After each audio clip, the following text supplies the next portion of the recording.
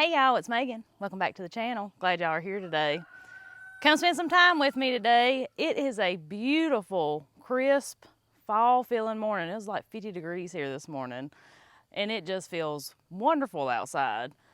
So I've got a special treat for y'all that we're having for supper tonight, but I've got to get it in the crock pot. And I know like the last meal y'all seen was like in the crock pot too, but it's all good, y'all. It's all good. And I guess we'll just see what else we get into.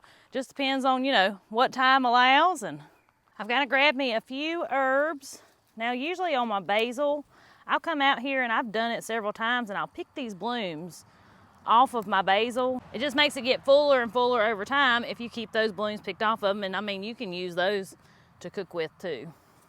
But getting this late in the season, I don't worry too much about it because it ain't gonna live through the frost. So I'm gonna get me a few leaves of that. I'm gonna get me a little bit of thyme.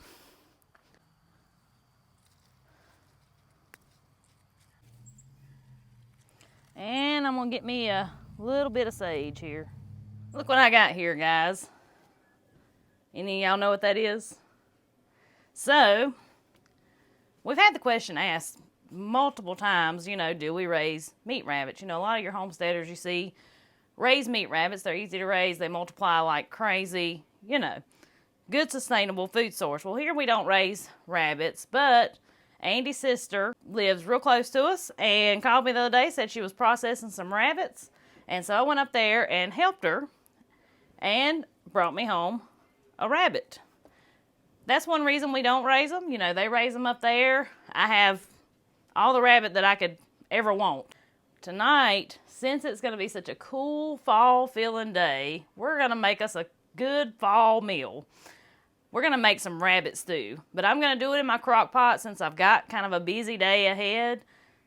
And oh my gosh, I cannot wait. I am so excited for it. I love rabbit stew. Last rabbit I had, which I don't think I got it on camera, I fry them sometimes like you fry chicken. But like I said, tonight I want some rabbit stew. So the first thing I've got to do is I've got to get this cut up and deboned. You can make the stew with the bones in it. I just don't care to be getting me a bite of stew and crunch down on a bone. So we're going to get the bones out of it. So that's something I want y'all to think about. We hear all the time the word self-sufficiency. I mean, that's the new trend. That's what everybody's got in their mind. I'm going to be self-sufficient. Well, y'all, I'll tell you like this. You can't do it all. If you do it all, I guess you can, but you will run yourself ragged in a hurry. So right now, I'm just parting this little fella out like a chicken. But I guess I'm saying all that to say, community sufficiency is what we should go after, guys. Community sufficiency, where everybody does a little something. It's just like our vegetables in our garden. Yes, we grow a lot. Yes, I can and put up a ton. But we also, a lot of people here in the community, neighbors and friends and things, we give a lot of that away. We all kind of depend on each other. And I love it. I love it. So find your community. Sometimes it's hard to do, but to have good neighbors, be sure to be a good neighbor. Which is not, I know it's not always possible. All right, I've got it all deboned. We've got some beautiful chunks of meat here. But the first thing we're going to do is cut us up some bacon. Now, this is our bacon that we make from our pigs. We're just going to cut that up into some chunks. That's going to give our soup just an excellent flavor and seasoning.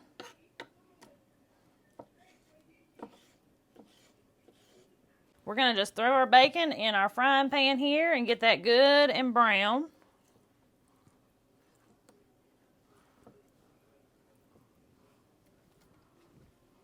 I'm going to let that get started.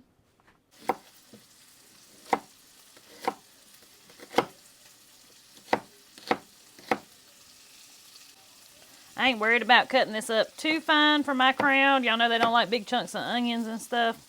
But it's going to be cooked down so much by this evening, they won't even know they're in there.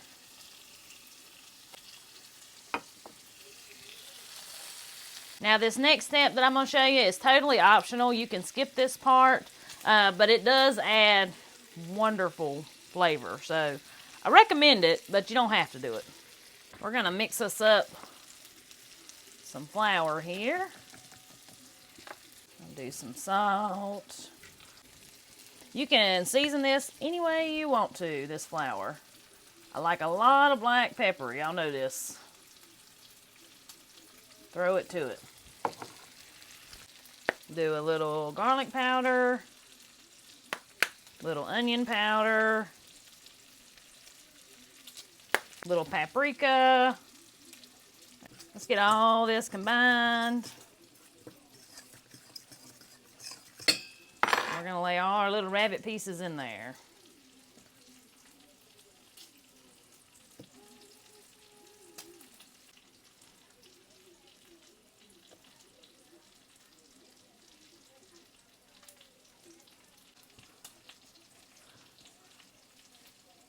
Our bacon is getting good and brown. We'll let that go just another minute or so. So, something funny, y'all. So, I know the last video, you know, I went out and cooked the black-eyed. I went out and picked the black-eyed peas and cooked them.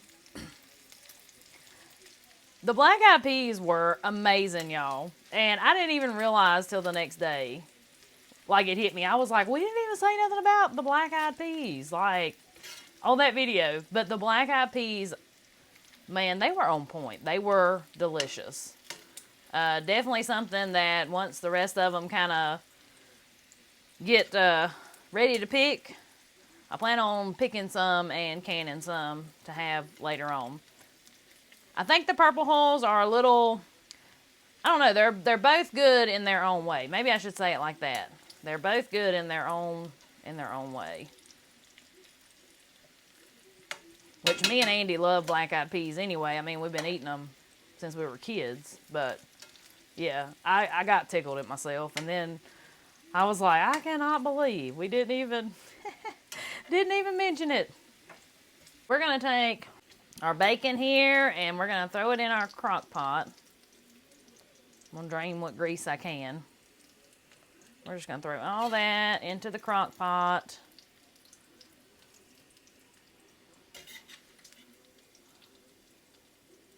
But we're going to save that bacon grease for our little rabbit over here. Now, you know, around here, and I know in a lot of places, when you could get you a good rabbit, that was a staple in a lot of people's home. Rabbit, squirrel, a lot of people ate groundhog, you know. And we've kind of, now people are kind of set back, I think, by the thought of that. But y'all, if you ain't never had fried squirrel and gravy, let me just tell you, you don't know what you're missing. And rabbit, as long as you do it right, because it can be tough. As long as you do it right, though, it is fabulous. So we're going to take our little floured pieces here. And we're just going to brown them a little bit in our pan. We're not going to worry about leaving them too long. Just enough to brown that flour a little bit.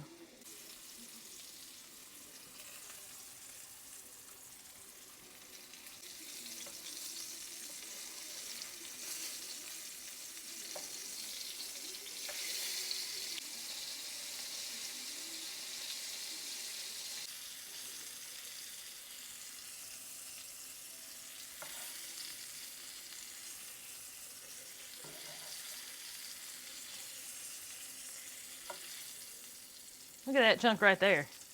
That looks like a chicken tender. Now, we're going to cover this in chicken broth.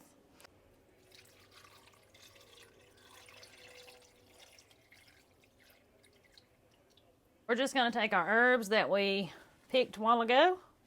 We're just going to lay all them in there. So we're going to cover that. We're going to let this cook on low all day. When it gets close to supper time, I'm going to say within a couple of hours, I'm going to throw me in some little whole potatoes and some carrots to cook along with it. I just don't want to add them too early, like, because it's like 8 o'clock in the morning. I don't want to add them too early because they'll just be so soft. So we'll add those, like I said, a couple hours before supper time, we'll throw those in there. And now our flour that we breaded our rabbit in, I'm also going to just hang on to that till this evening to thicken up my soup a little bit if it needs it. It may not need it. And also, before I forget, I need a splash of apple cider vinegar. I get to rambling and talking, making these videos, and forget what I'm doing sometimes. Just a splash. Now, that'll give us a little acid to our stew, and it's also a meat tenderizer. So, I like apple cider vinegar and things like this, especially where we're cooking, where rabbit's a little tougher piece of meat. So, we'll let that go. Golly, y'all, I can't wait. It's going to be so good. Well, me and the youngins going to run, do a little school shopping, and I'll see y'all when we get back. So guess what time of year it is again? I'm actually mowing hay again already. Seems like it was just yesterday when I was doing spring cutting, but now I'm working on a fall cutting. I actually mowed roughly about 12 acres last night. I didn't video any of that. I got in from work, I got straight on my tractor, and I got busy with it, and because I was really wanting to get it done before dark. But today I'm in from work quite a bit earlier than normal, and I've got some maintenance work I need to do to my disc mower before I go get started again today, because I've got about another 4 or 5 acres that's got to be mowed this evening, and that may be it for the fall cutting this year, because I'm going to tell you, the fall cutting on our hay this time is just not what it ought to be. The drought that we had back in the early part of the summer just really hurt the hay bad. The grass is really short and the weeds are tall. Anyways, what I'm doing, I want to show y'all something. I had to take my PTO shaft off to get to this grease fitting, and I didn't. Normally I would grease everything before I go to using it, but honestly, y'all, I done something last night I shouldn't have. I just hooked it up and went to work with it because I was in that big of a hurry. And I know that's a bad habit to get into, but well, let's face it, we all do it sometimes. I just went to work. I wanted to get it done. So today I want to make sure I get everything greased, but it's just so foolish. You have to take the PTO shaft off to get to this one grease fitting here.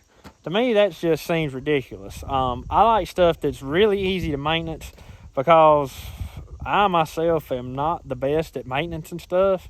I do pretty good, but the easier it is, the more likely I am to actually do it. But anyways, I am doing it today. I want to get it done before I go get this hay mowed. Then I need to sharpen up on my blades. I need to replace this one. This one's bent. Actually, it's wore out pretty good too, so I'm going to replace that one and that one. These two right here were replaced back in the spring when you remember on that newer field that we were mowing, and I tore the blades all to pieces on it because we found some rocks. But I'm going to replace those blades too today before I go get started.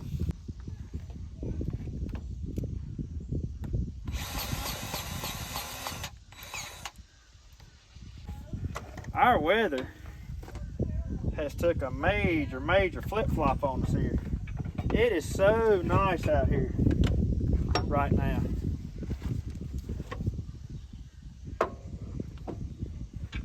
It feels like fall. The weatherman keeps calling it fake fall. And I mean, that's pretty much what it is. I know we're going to we're actually supposed to get back hot and humid again at the beginning of the week. But right now, you couldn't ask for no better weather.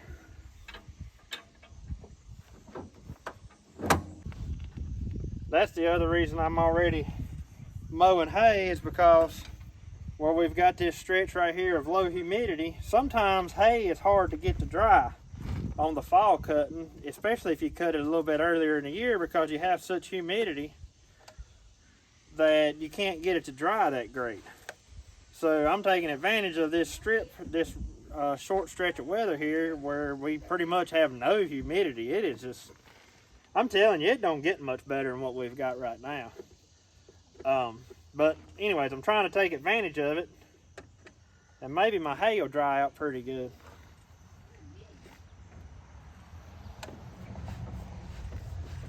Well, while I've got it unhooked, I'm going to shoot a little bit of grease in this other grease fitting up here.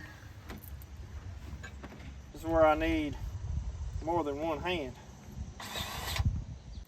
You can see how the grease is squirted out around that fitting. For some reason, the fitting's not taking grease.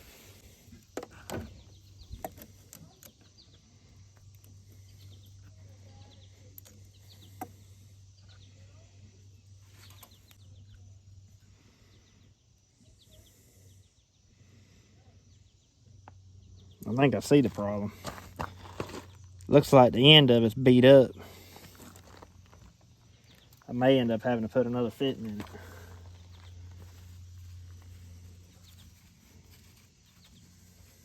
See if it'll work like this.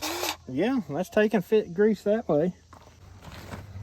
Just make sure there ain't nothing up in that hole. Oh, there ain't anything up in there, so it should be letting grease in.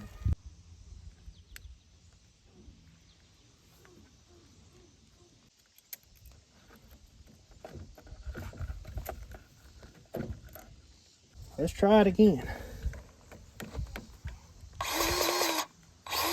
It's still doing it. There ain't nothing going up in there. Huh. Well, that's kind of aggravating. It's even squirting it back out the hole.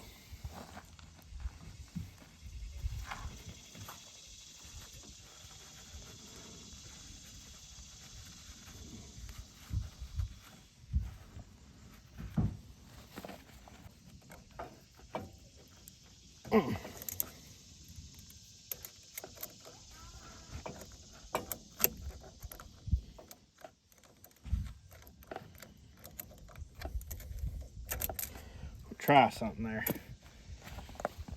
Loosen that up. Because it could be pushing down in there too deep. Let's loosen it up pretty good and then put a squirt in it and see what happens. What in the world?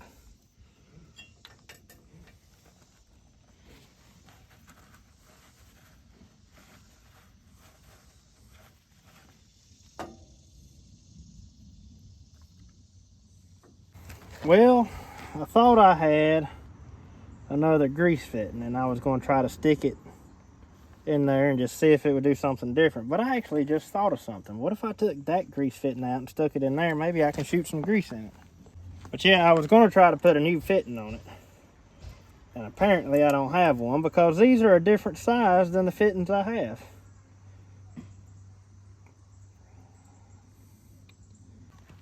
That fitting there greases that. That's a slip clutch that goes on the shaft here that keeps, if everything were to get in a bind, this right here will slip to keep from breaking anything.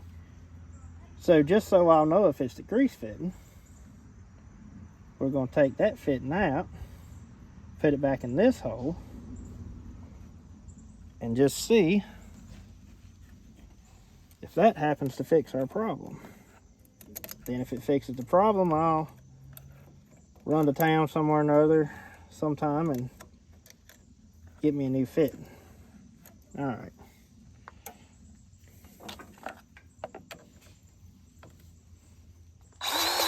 Look at that. It took grease. So we need a new fitting. Well, what I'm going to do is take that fitting back out and put it back right here. And then we'll screw the old fitting back into that. And sometime I'll get me a new fitting. But anyways, for now, that's done.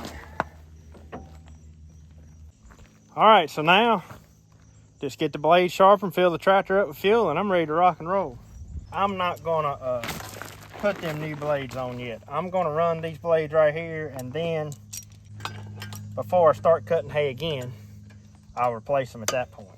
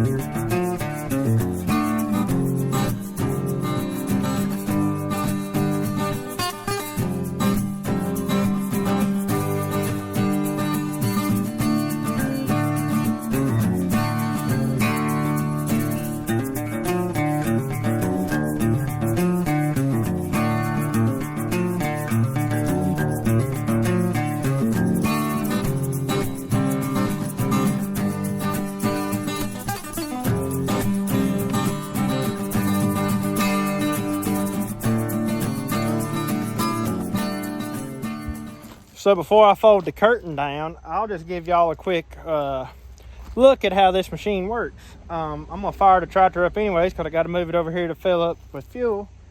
And it's not recommended that you put this thing in gear with the curtain down. However, just a quick look, it ain't gonna hurt anything.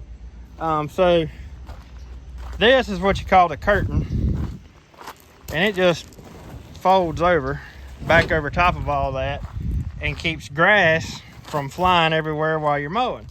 So this particular machine here is called a disc mower, and then there's also machines that have like a sickle bar on them, which they call a sickle mower, but that's a bar that runs back and forth and it's got like teeth on it, and those teeth sort of acts like scissors, really.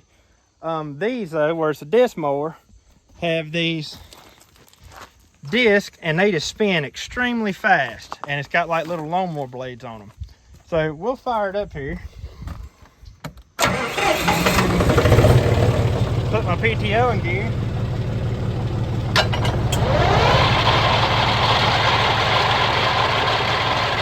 can't even see how fast that thing's spinning. The camera won't pick it up.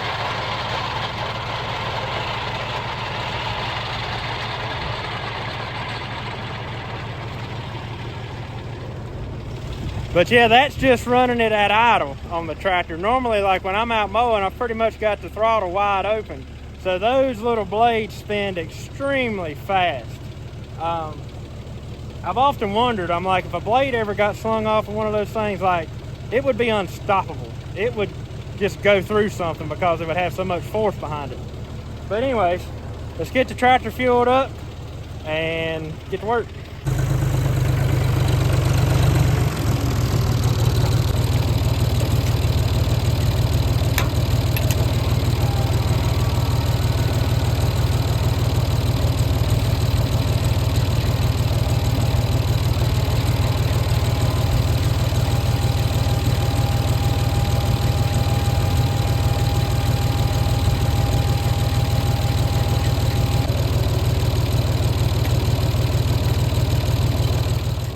We made it back. Got everything we needed and stopped by and visited with Mama for a little bit. Had a good time and a good lunch. And so now, back to the grind here.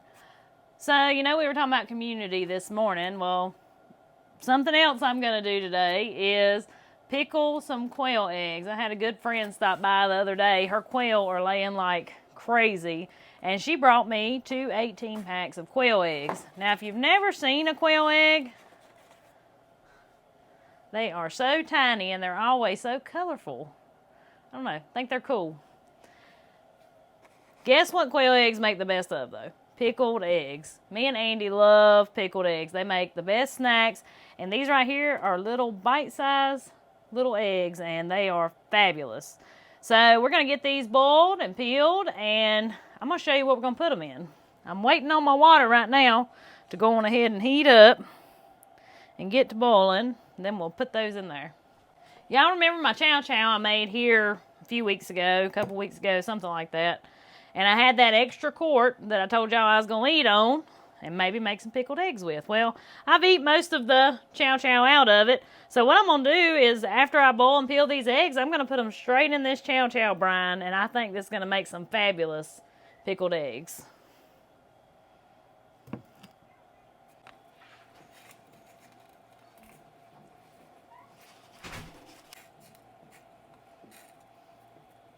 So, per the handy-dandy internet, it says to hard-boil quail eggs for 3.5 minutes. I knew it was going to be quite a bit shorter because they're so tiny. Got me a bowl of cold water here. So we're just going to go straight from the hot to the cold. I've heard quail eggs are not too hard to peel, so we'll see.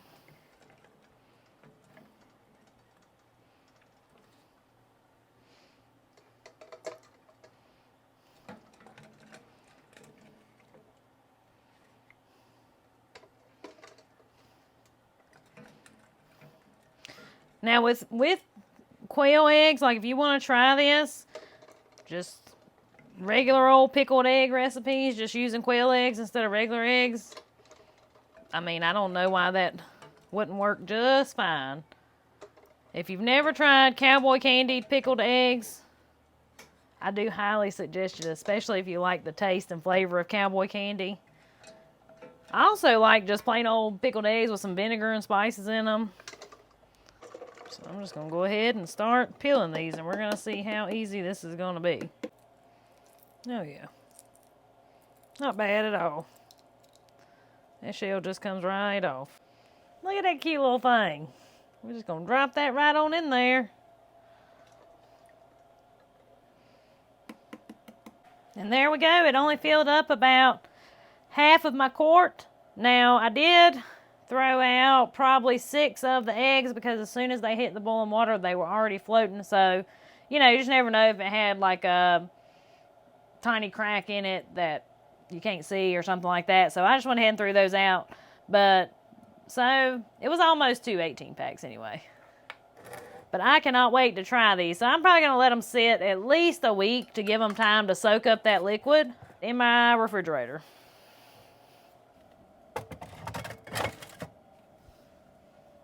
Well, guys, I was planning on making my pickled banana peppers today. Well, I got to reading my ball book just now, and it says they need to sit in salt water like overnight, 12 to 18 hours. So I'm probably going to cut those up this evening and get them in some salt water and let them sit overnight, and I probably won't fix them till sometime tomorrow. So I probably won't get that on video, but I'm going to follow, like I said, my ball book recipe for pickled peppers. And we're going to see how that turns out. It's been several years since I've pickled peppers.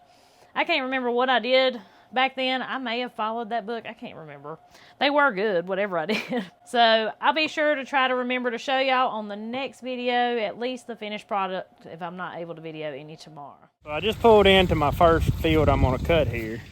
We've got this field right here, and then there's a field right over there. And the driveway that splits the two. But you can see what I'm talking about here. Like, this stuff's up to my knees. That should have been here. This is Lespedeza, which is good stuff. And there's your grass that's in it. It's not really a lot of grass in this. It's a lot of Lespedeza. Then out in there, we've got weeds that are undesirable, but they're there. Anyways, it's just not as good as it could have been. But it's a lot better than what we were expecting to begin with because we just didn't know how long that drought was going to last. So this right here that you see did not come out till after we started getting rain. This didn't grow none until we started getting rain. So I say it's actually pretty good considering the conditions that we had going on earlier in the year. But anyways, I'm going to get these 2 fields laid down here. And I guess I'll be done mowing hay for now.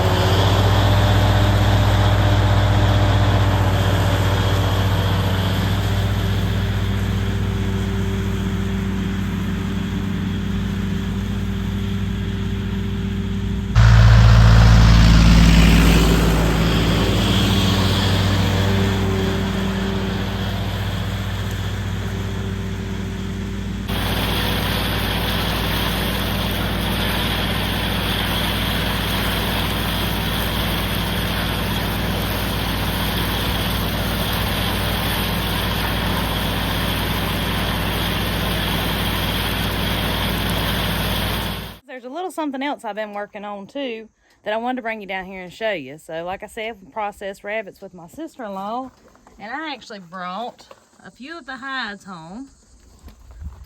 Little people know this about me, but I like to tan little hides and things. I think it's fun. I think it's a cool skill to have. I don't do it perfect. Like, I don't buy anything to do it. I'll hang them up and let them sit in a little bit of salt, and then we'll rub an egg yolk on the back. Most time they turn out pretty good. I've done a handful in my lifetime. And the last one I did, which was a few years ago, was a fox. They're ready to be scraped. I'll just do that a little at a time. And so I've got one here that I accidentally hung too low on the building, and a dog, we will not mention any names, was able to reach it and brought it to the porch to me. So I went ahead and fleshed this one. You can see I wasn't able to get down in like the little legs too good, so I may just cut those off. But for the most part, I got that pretty clean. It's super soft, but we're gonna put an egg yolk on this. And if I get time this evening, I'll work on these too, but you know, I'll just slowly get them done over the next couple of days. But we're gonna go ahead and put an egg yolk on this one.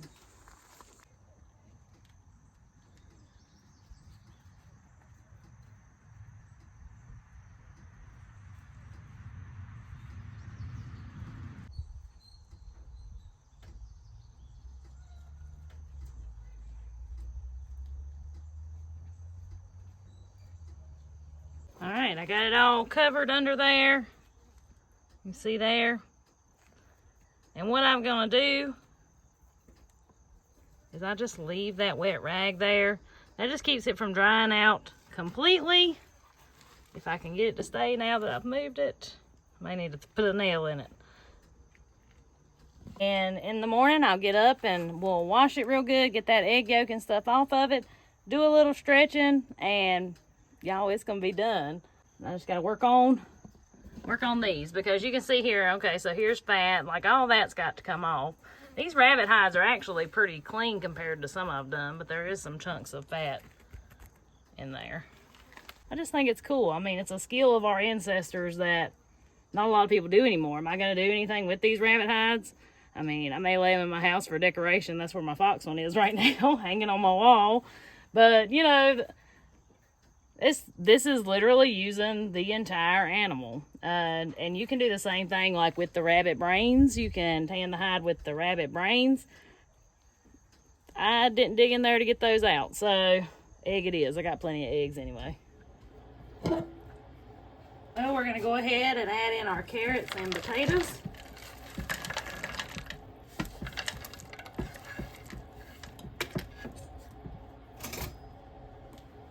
Those are some frozen carrots from back in the spring. And it's looking really good. You can see the meat's gotten real tender. It's falling apart.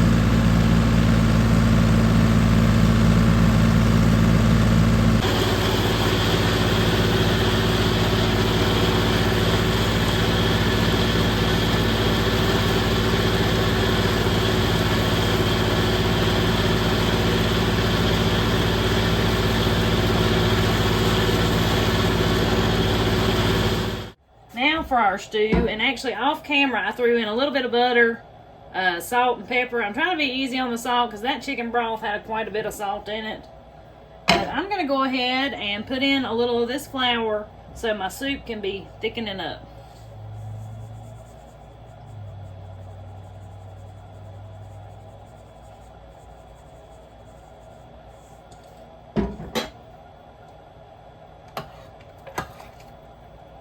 And it's got fat in there that it can grab a hold to. One thing with adding flour to stuff like this, it needs some kind of fat that it can grab a hold to. Just in my experience anyway. Like, I know that probably doesn't make sense to a lot of people, but if you got quite a bit of fat in there, you'll be alright and your flour won't get all clumpy. Especially if you add it a little bit at a time.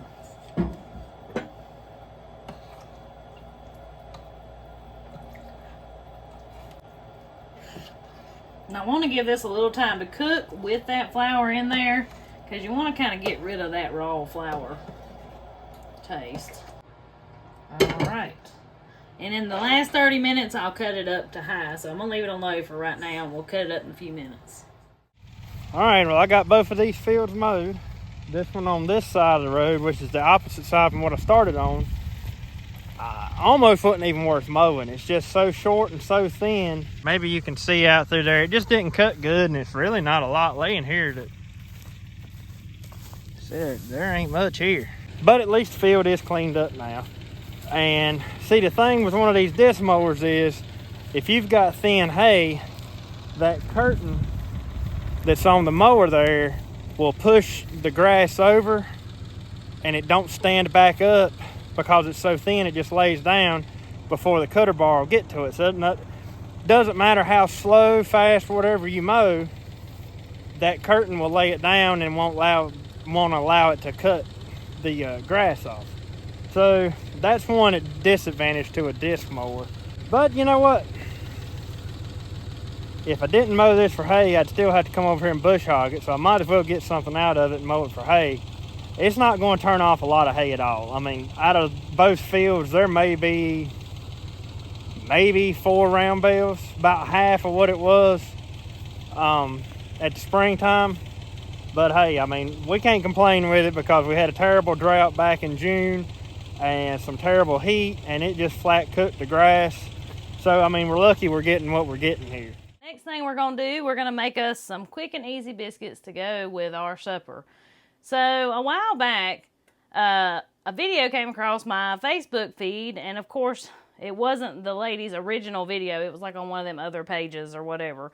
And she did biscuits a little bit different than I had ever seen anybody do. And so I tried it. They turned out great, and it was super easy. It was super, super easy. So I'm going to show y'all, and I wish I could give this lady credit.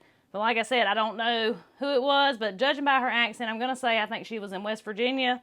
But the biscuits were great, and I'm going to show y'all this. If y'all ain't realized it by now, I like to try different things, like especially like biscuits and stuff. I've made biscuits so many ways, and it just depends on how the mood hits me as to how I make them. So like I said, I wanted to show y'all this way tonight. So we're going to need 2 cups of self-rising flour. Give this just a little sprinkle of salt, just a little. We're going to put us a tablespoon of grease in here. We're going to use lard. You can use whatever you usually use. We're going to put us a big heaping tablespoon in there and let that melt for a minute. We're going to make us a little pond here like we usually do for biscuits. Now you can use sweet milk or buttermilk, whatever you prefer. I don't usually have buttermilk when I ain't making butter, so sweet milk it is. All right, we're actually going to pour our melted grease in there. That's the part I've never seen. Never seen anybody do that. We're going to get all that mixed in.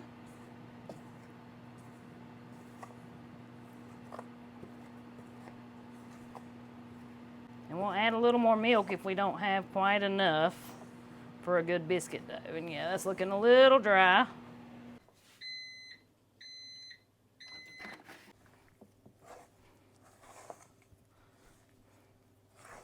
Once we get our good biscuit dough like this, we're actually going to come over to the sink and add some water in here, just enough that it's not runny. Still got a little form, but I can scoop it out with a spoon.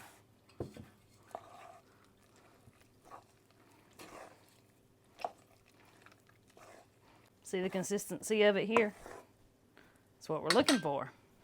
So now, over here in our preheated pan, we're going to do a couple of scoops per biscuit. We're just going to put it in there.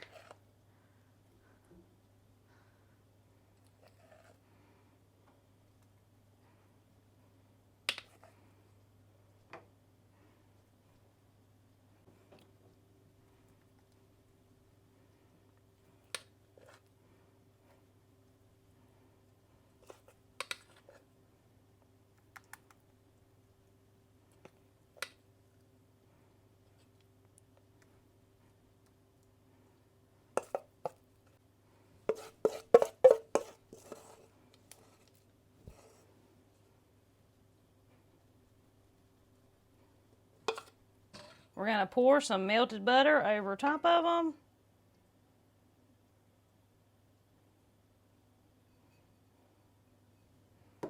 And in the oven they go for 20 minutes.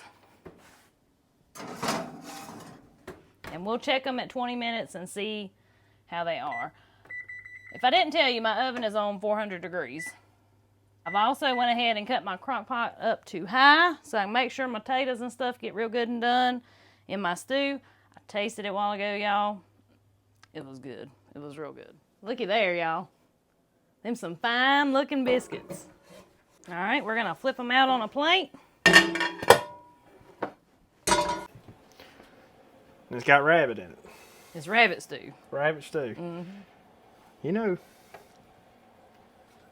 other than that rabbit we eat the other, well, whenever that was, I don't think I've ever eaten rabbit. Really?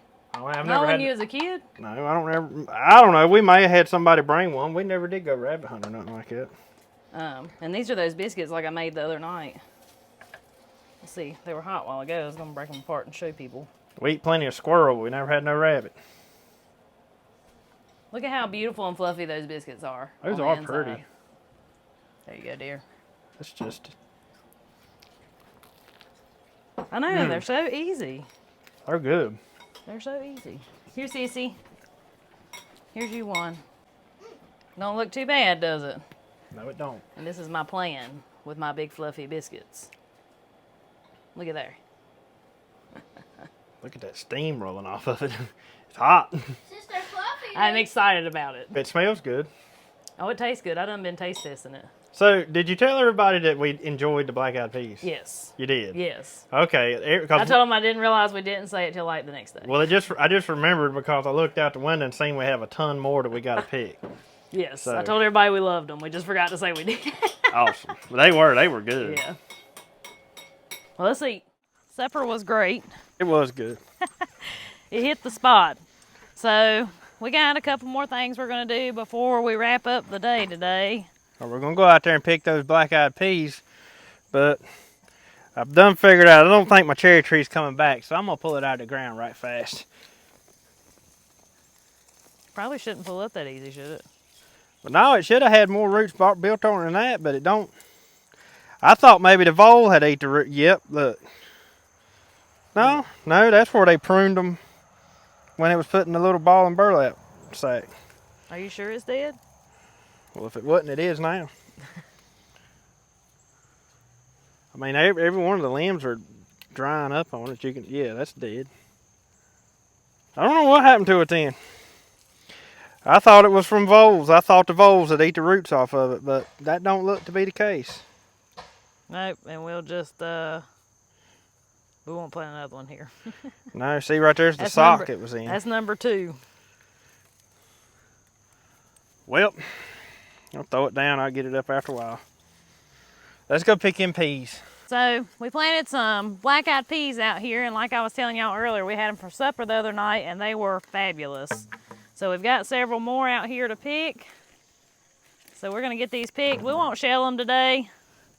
If you've missed that in previous videos, we have found that it's easier just to let them sit a day or two, like in the house in the air, make that shell wilt a little bit, and they shell so much easier.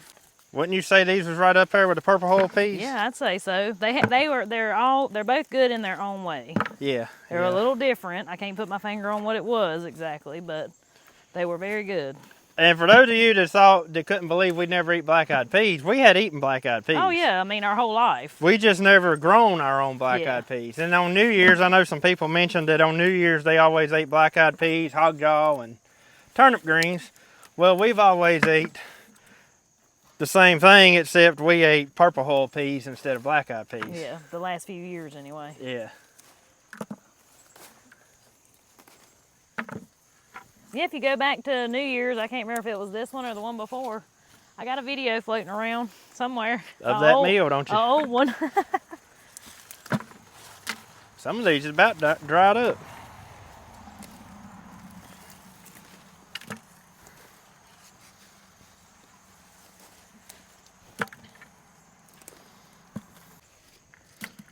You can grow several of these in a small spot, that's for sure. Yeah.